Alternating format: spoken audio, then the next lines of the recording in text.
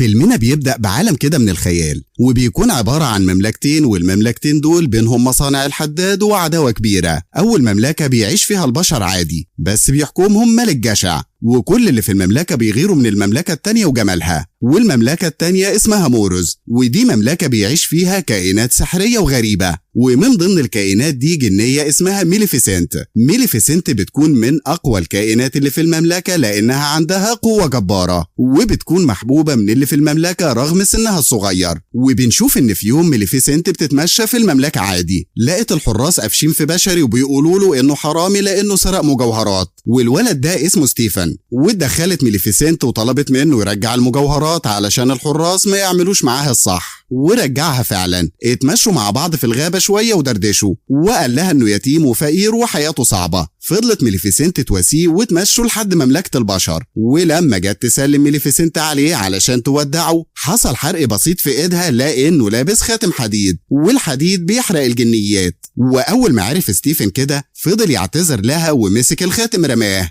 ولما عمل ستيفن الموقف الرجولي ده قلبها دق 3 دقات وحست انها معجبة بيه. وبعد اسابيع رجع ستيفن للمملكة، بس مش عشان يقلب حاجة المرة دي، لا، لانه معجب بميليفيسنت وهي كمان بتبادلوا نفس الشعور. وعدت السنين وبنشوف انهم بقى عندهم 16 سنة. وفي يوم عيد ميلاد ميليفيسنت قرب منها ستيفن واعترف لها بحبه، وهي كمان قالت انها بتحبه. وتمر السنين ونشوف ان ميليفيسنت بسبب قوتها الجبارة هي اللي كانت بتحمي مملكة الجنيات. وبالنسبة لستيفن كان مختفي بيتقل عليها وما بقاش بيجي يزورها. حست ميليفيسنت بالحزن، ولكن حاولت تتأقلم وتتعايش عشان عندها أكل عيش. وبنروح للمملكة التانية. ملك البشر سمع عن ميليفيسنت وعن قوتها الخارقة وقال إنه لازم يقتلها، وفعلا أخد الجيش واتحرك ناحية المملكة التانية. وهنا بنلاقي إن ميليفيسنت كانت قاعدة مستنياه بالجيش بتاعها اللي مليان كائنات سحرية. وبدأت الحرب بينهم، وكان جيش ميليفيسنت أقوى. وفي عز المعركة هجمت على ملك البشر، سببت له إصابات كتير، وانتهت الحرب بتراجع جيش البشر. ولما رجع ملك البشر حس إنه متغاظ من اللي ميليفيسنت عملته فيه، وقرر إنه عايز ينتقم منها. وجمع كل اللي شغالين عنده وقال لهم اللي هيجيب لي خبر ميليفيسنت هيتجوز بنتي، وهيحكم المملكة بعد عمر طويل بعد ما اموت. وكان من ضمن اللي واقفين ستيفن اللي كان شغال خادم في القصر.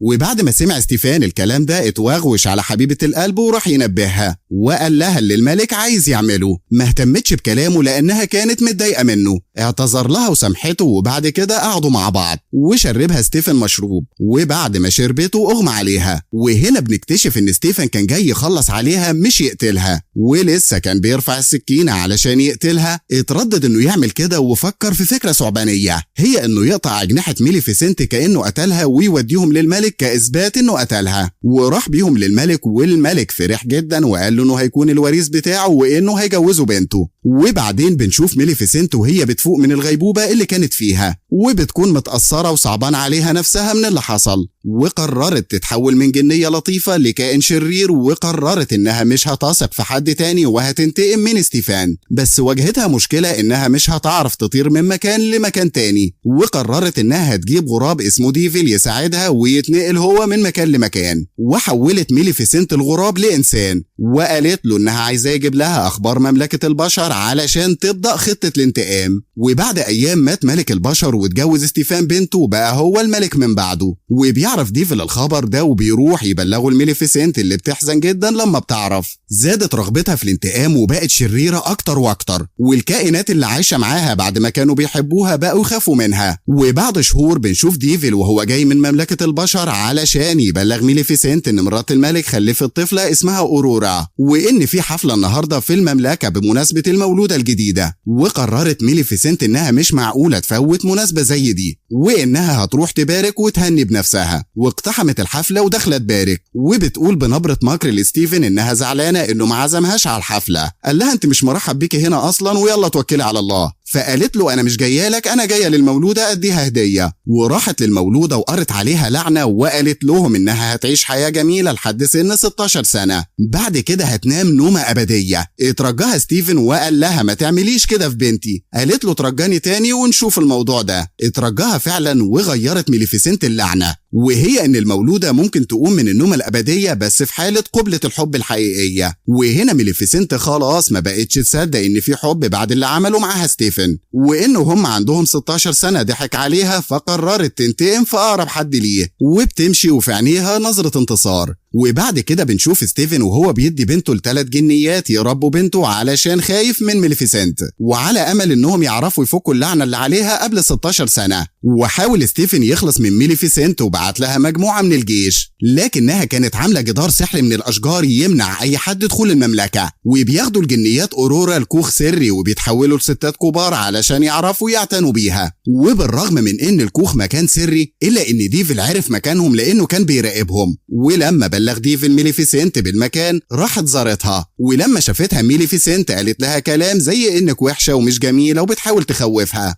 بس بتضحك لها أورورا وبتضعف ميليفيسنت ومشيت على طول. وتاني يوم بيراقب ديفل الجنيات والطفلة، وبنلاحظ إنهم مش عارفين يهتموا بيها. ولما بلغ ميليفيسنت بالكلام ده قالت له ارعاها انت، احنا مش عايزينها تودع قبل 16 سنة. وفي الليل بيروح ديفل علشان يعتني بالطفلة فعلا. وبنشوف إن جيش البشر بيكون لسه بيحاول يهد الجدار السحري علشان يدخل المملكة، ولكن الجدار السحري مفيش فايدة فيه وبيحاربهم. ولما بيروح قائد الجيش يبلغ ستيفن إنه مش قادر على الجدار اتعصب عليه جامد، وبعدها افتكر الحديد وإن نقطة ضعف الجنيات الحديد، وأمر الرجال إنهم يلموا كل الحديد. وبتعدي سنين وبنشوف أورورا كبرت، وبنلاحظ إن الجنيات مش مهتمين بيها. وفي مرة كانت بتجري ورا فراشة وكانت هتقع من فوق الجبل، بس ميليفيسنت استخدمت قوتها السحرية وأنقذتها. وبتعدي سنين وبتكبر أورورا أكتر وأكتر وبتراقبها برضو ميليفيسنت. وفي يوم حاولت تقرب أورورا وتفهم ده إيه وإيه العالم اللي وراه، وهنا اتدخلت ميليفيسنت وخلتها تفقد الوعي اللحظات، وخدتها ميليفيسنت ودخلوا المملكة السحرية. ولما بتفوق أورورا بتنبهر بالمكان والكائنات اللي فيه، وبرضه بتراقبها ميليفيسنت من غير ما تاخد بالها. وفجأة بصت لها أورورا وقالت لها إنها عارفة إنها بتراقبها وطلبت منها تخرج وتكلمها. وخرجت ميليفيسنت من المكان اللي فيه، وبتتفاجئ إن أورورا بتقول لها إنها عارفاها وعارفة إنها بتراقبها من زمان. واتعرفت أورورا على ديفل وميليفيسنت وبتستخدم قوتها السحرية علشان تخليها تروح في النوم علشان كلت دماغها. ولما فاقت جدتها ميليفيسنت خدت جولة في المملكة وقعدوا يلعبوا مع الكائنات السحرية اللي هناك وهم مستمتعين. وبدأت صداقة بين أورورا وميليفيسنت، وبنشوف إنها أبطلت اللعنة اللي عاملها لها، وحاولت بكل الطرق إنها تبطلها بس فشلت لأنها كانت قوية جدا وإنها بقت ضعيفة دلوقتي. وبنشوف ميليفيسنت وهي قاعدة تتكلم مع أورورا وبتقول لها إن العالم ده مليان شر، ولكن بترد عليها أورورا وبتقول لها إنها خلاص بقت كبيرة، ده حتى عيد ميلاد ال16 فاضل عليه ساعات. وقالت لها إن أول قرار هتاخده وهي كبيرة إنها هتسيب مملكة البشر وهتعيش في السحرية. قالت لها ميليفيسنت إنها ممكن تاخدها من دلوقتي تعيش معاها. واتبسطت أورورا وكانت رايحة تبلغ ال3 جنيات بالخبر ده. وفي طريقها قابلت شاب حلو اسمه فيليب، وبيكون تايه وسألها عن القصر الملكي ووصفت له مكانه. وبنلاحظ إن قلبه دق 3 دقات هما الاتنين، وكان بيراقبهم ديفل وميليفيسنت. وقال لها إنه ممكن يكون الحل إنه ينقذ أورورا. قالت له مفيش حاجة اسمها حب وإنها كلها سخافات. قال لها مش عشان هي كده بالنسبة لك تبقى كده لكل الناس، خصوصا إن حياة أورورا بين إيد الحب. واتضايق منها وسابها ومشي. وراحت أورورا للجنيات تقول لهم إنها هتسيب البيت. اتعصبوا عليها ووقعوا بالكلام وقالوا لها لو عملتي كده هنرجعك لأبوكي، وهم مفهمينها إنها يتيمة.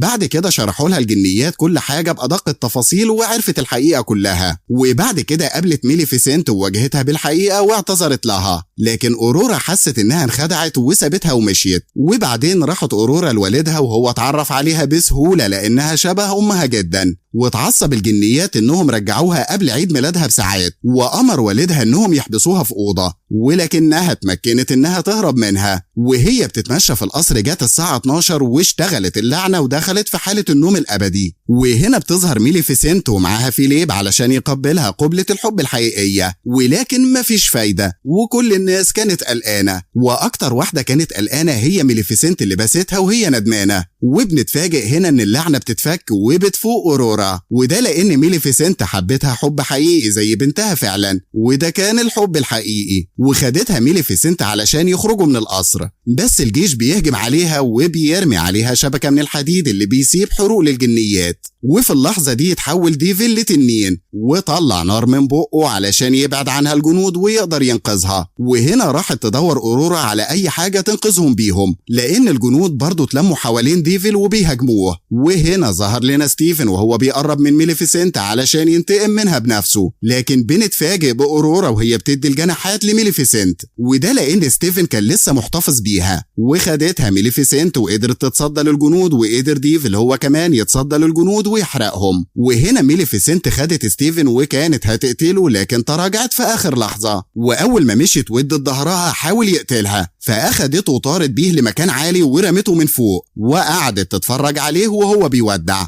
وبعدها رجعت ميليفيسنت للمملكة السحرية وهدت الجدار السحري اللي كان بيفصل بين المملكتين وخلتهم مملكة واحدة، وجمعت ميليفيسنت الشعبين وقالت لهم ان ملكتهم هي أورورا وهيعيشوا في سعادة بعد كده. وبترجع ميليفيسنت الشخصية الطيبة اللي كانت في الأول. وبكده يكون فيلمنا خلص.